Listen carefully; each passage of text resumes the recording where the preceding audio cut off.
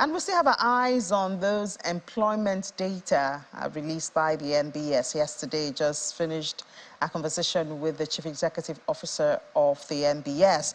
Now, let's get the perspective of an analyst joining us from Abuja. Also is Mr. Arome Salifu, the Executive Director of Africa Youth Growth Foundation. Thank you so much for your time, Mr. Salifu.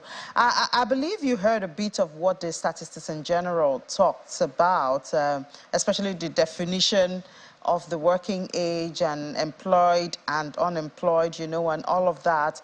Could you share your thoughts or your reaction with us on what you think about the new method which the NBS is using, and of course the numbers that have come up, because the method obviously has affected the numbers that we saw released yesterday? Yeah. Thank you so much. First is to acknowledge the fact that for every data you see out there, the underlining determinant is the methodology. And with the changes in the methodology, looking at the labor, survey, you realize that there have been a lot of dramatic changes, in the figures. Looking at the fact that the new method captures changes in even definition, scope, concept, and even principles, to a large extent, that informed, the new, changes in the data. But having said that, you also realize the fact that the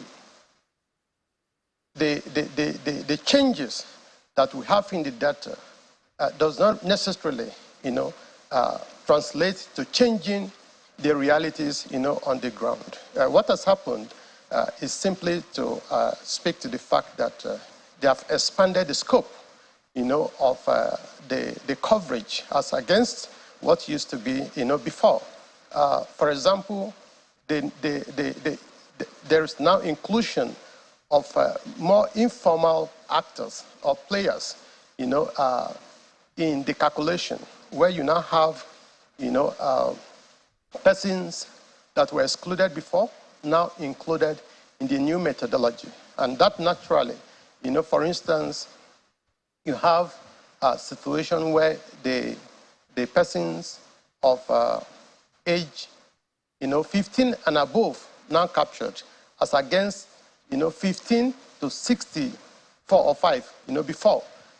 So it expanded the coverage and the scope, and including more people in the definition of those who are employed, those who are underemployed, and even that reflect in the statistics. For example, as against what we have before, in the first quarter of 2023, report as just released, you now have 4.1, as the current level of, unemployment in the country.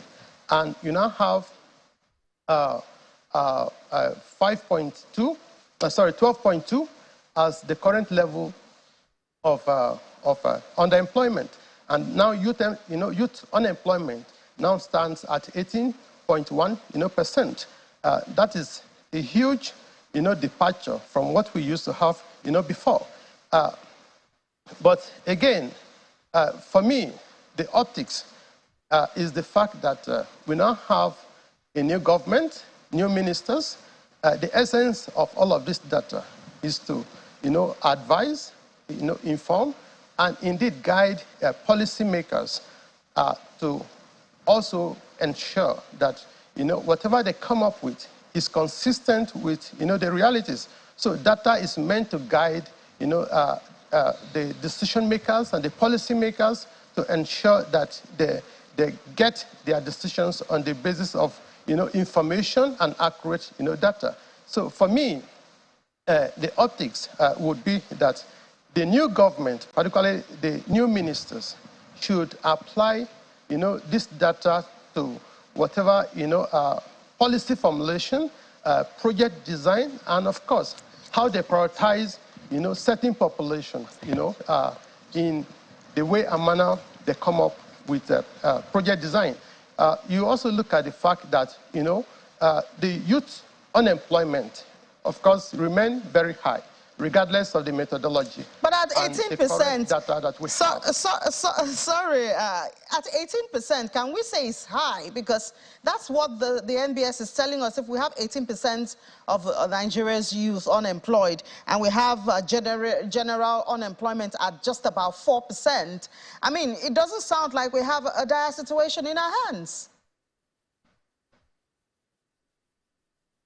Yes, to be honest with you, the new methodology captures quite a lot, in a way that you can actually, perhaps feel the need to neutralize or even debate some of, their positions. How could you, for example,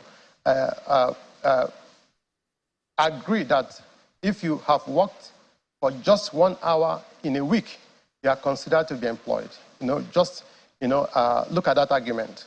Some other persons will tell you that no, if you are able to work for just 1 hour, in a week, I mean, it's as good as you are not employed.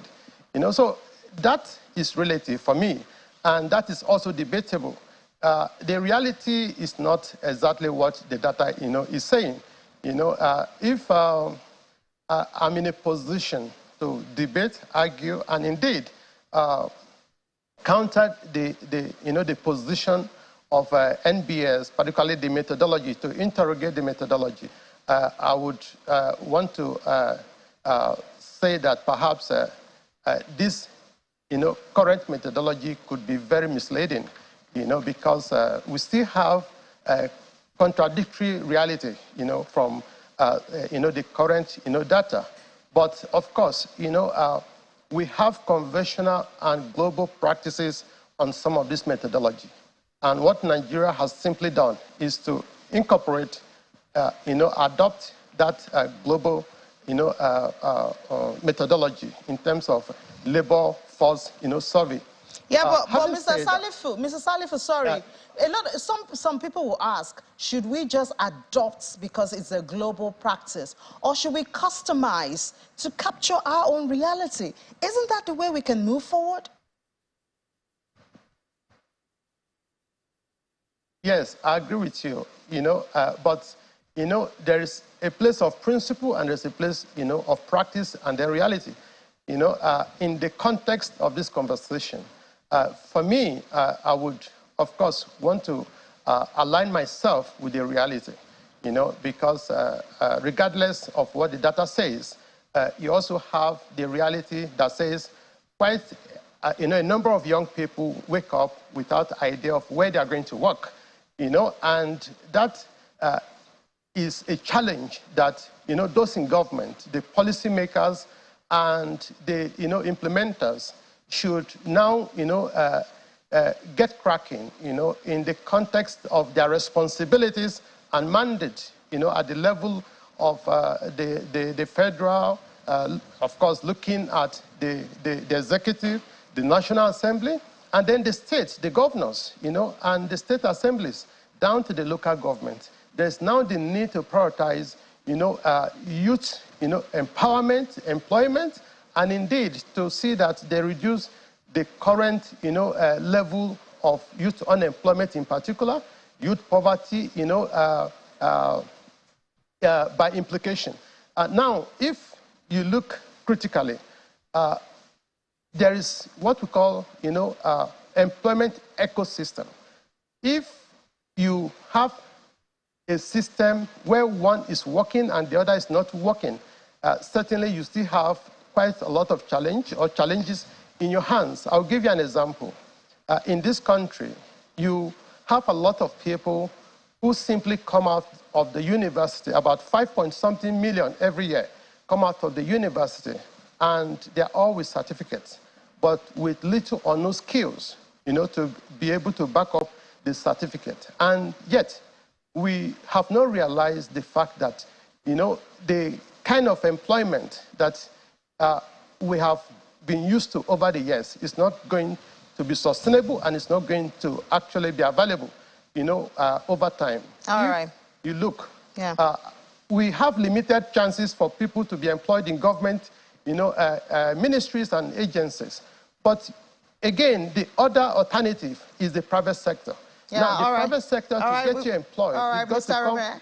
Mr. Arome, we have to stop there because we do have another guest here in the studio we have to accommodate. But I promise we'll get back to you to talk about this. Obviously, even the Statistician General talked about the informal sector, you know, and creation of jobs. But thank you so much, Mr. Arome Salifu, the Executive Director of Africa Youth Growth Foundation, for your thoughts and perspective this morning. Thank you.